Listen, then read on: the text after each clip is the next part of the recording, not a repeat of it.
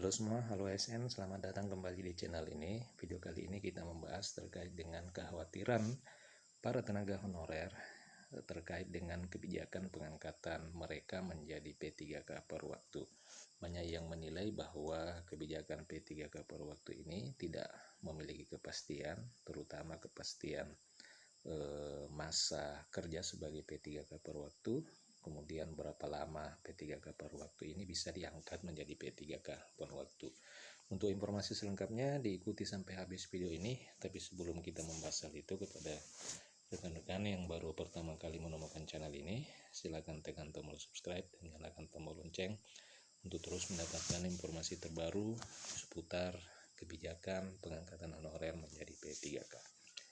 Nah, rekan-rekan, para honorer saat ini makin was-was dengan kebijakan pengangkatan mereka menjadi P3K per waktu.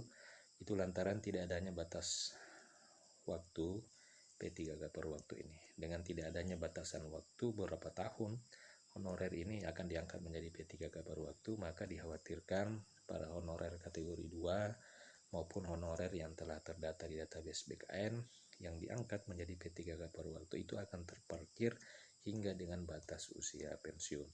Ketua Umum Aliansi R2 dan R3 Indonesia, Faisal Mahardika, menyebutkan bahwa pemerintah sebenarnya harus menetapkan berapa estimasi atau berapa tahun maksimal honorer ini menduduki status sebagai P3K per waktu, lalu kemudian bisa dialihkan menjadi P3K penuh waktu.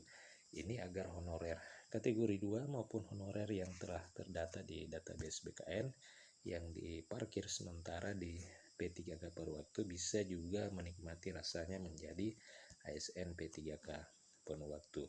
Gaji P3K per waktu itu sama seperti gaji honorer. Ini yang dikhawatirkan kalau terlalu lama diparkir di paruh waktu tanpa ada batasan yang jelas berapa lama, maka yang rugi adalah honorer kategori 2 dan honorer yang telah terdata di database BKN karena keburu pensiun terlebih dahulu. Nah, sementara itu Ketua Umum Asosiasi P3K Indonesia, Nurbeti, menyebutkan bahwa walaupun honorer K2 itu merupakan prioritas utama di dalam kebijakan optimalisasi menjadi P3K penuh waktu, tetapi bukan sebuah jaminan bahwa semua honorer kategori 2 itu akan mendapatkan formasi P3K penuh waktu. Semuanya akan tergantung pada formasi P3K yang tersedia. Ia menyebutkan bahwa kalau banyak formasinya, maka honorer kategori 2 pasti akan banyak yang terakomodir menjadi P3K penuh waktu melalui kebijakan optimalisasi.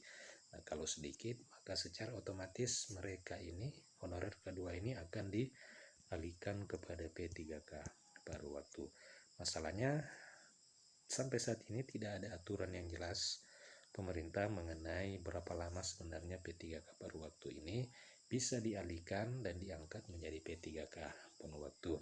Ia khawatir bahwa Pemda akan betah dengan sistem P3K paruh waktu dan membiarkan para honorer kategori 2 menduduki status sebagai P3K paruh waktu sampai dengan usia pensiun.